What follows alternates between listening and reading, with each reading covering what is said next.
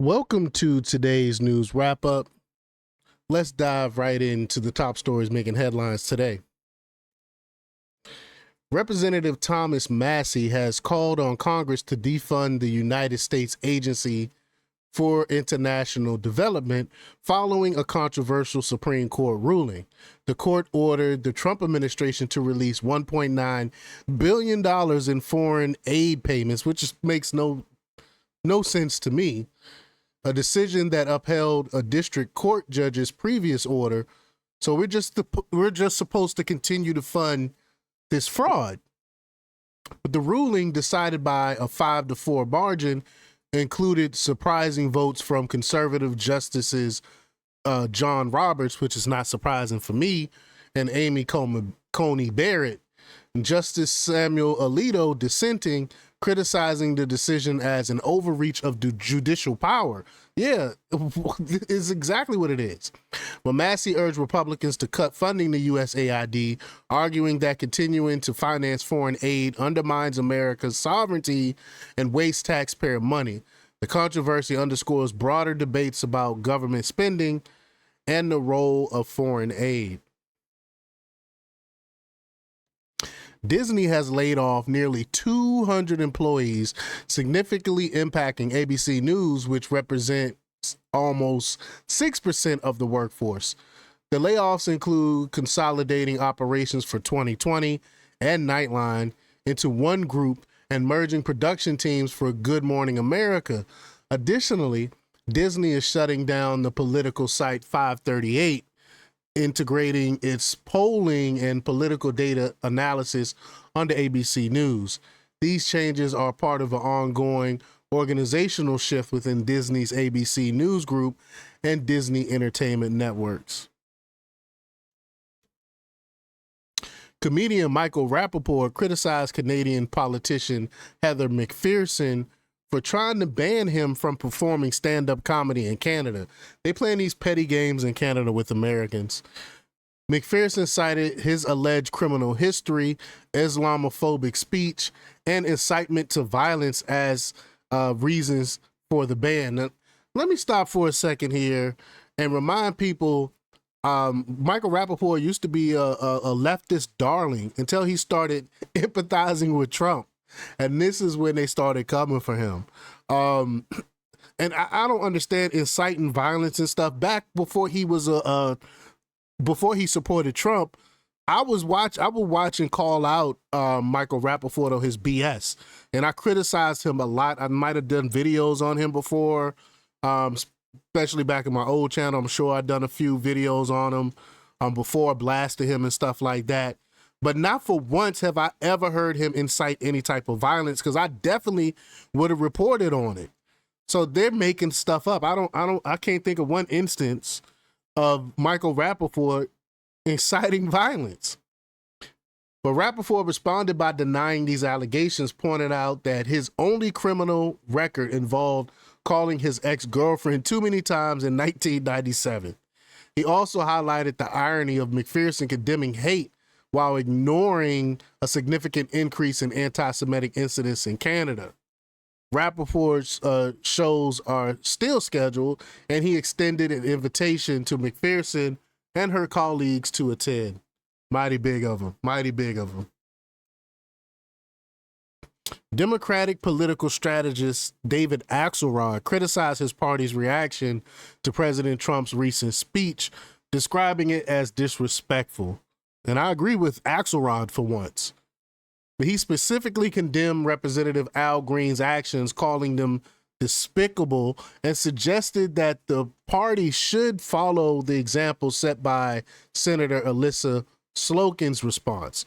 Axelrod remarks came during a CNN panel discussion where commentator Scott Jennings also noted that the Democrats' antics overshadowed any positive aspects of Slokin's speech.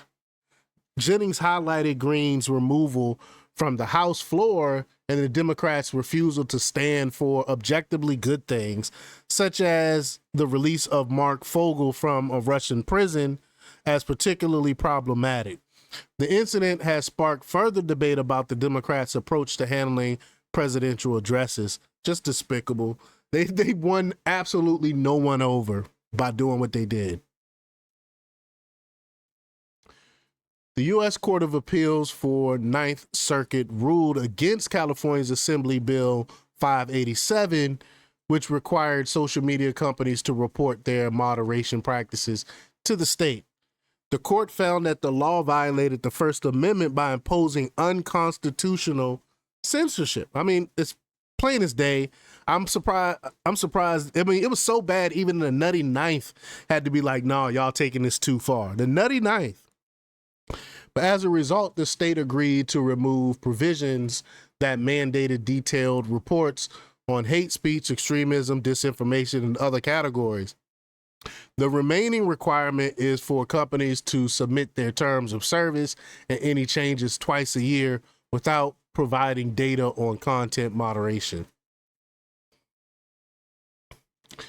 The U.S. Court of Appeals, sorry, I got this written twice. Sorry about that. President Trump has ignited state trade. I have to skip this article here because for some reason I'm missing it. So sorry about that, y'all. But President Trump has reignited trade tensions with Canada by reinstating tariffs on Canada, Mexico, and China, citing the influx of fentanyl across borders. In response, Canadian Prime Minister Justin Trudeau announced reciprocal tariffs and criticized Trump. Following a phone call with Trudeau, Trump publicly chastised him for weak border policies and the fentanyl crisis, mockingly referring to him as governor. Trump emphasized the impact of these policies in the U.S., attributing numerous deaths to the influx of fentanyl and illegal immigrants. The exchange highlights ongoing friction and differing approaches to border security between the two leaders. I don't think these tariffs are going to go away. I really don't. Because I don't see Canada getting their act together anytime soon. They're being very antagonistic towards the United States. U.S. Air Force recruitment has reached its highest level in 15 years. I'm an Air Force veteran myself, so I'm very, very proud of what's happening right now. With the significant surge in enlistments over the past 3 months, Air Force Chief of Staff General David Alvin attributed the increase to a renewed emphasis on combat readiness and discipline. The Air Force has adjusted enlistment standards, including relaxed policies on tattoos and body fat composition, to attract more recruits. The service aims to bring in 33,100 active duty personnel for fiscal year 2025, according to a disappointing 2023. Following a disappointing 2023 when it missed its recruiting goal for the first time since 1999. The surge in recruitment aligns with similar progress in the U.S. Army and reflects a broader national shift towards military service. Elon Musk's Department of Government Efficiency terminated the lease for the Obama Presidential Library site at Hoffman Estates, Illinois. This move, part of a broader effort to cut federal lease, is expected to save taxpayers $1.5 million.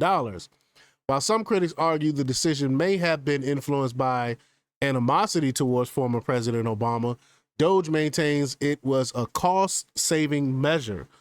I mean, the president's supposed to have funds and stuff and have fundraising to have to pay for their own presidential libraries. The government tax, our taxes shouldn't be going towards it. But the site houses millions of unclassified documents and thousands of artifacts related to Obama's presidency, which will be digitized and moved to the Obama Presidential Center when it opens next year. Senator John Fetterman criticized his fellow Democrats for their reaction to President Trump's recent address to Congress. He observed that their refusal to applaud any of Trump's comments, except for those about funding Ukraine, only served to benefit Trump. Fetterman highlighted how the interruptions and lack of support from Democrats could be seen as counterproductive. His remarks suggest that such responses might have unintentionally strengthened Trump's position, which I definitely believe it has. The incident has sparked discussion about the effectiveness of political strategies and the impact of public displays of opposition. Democrats just keep making the wrong decisions. I don't know who is advising them on these things, but it's not working with the people. So I hope they continue to take the advice of whoever advising them. It's ridiculous.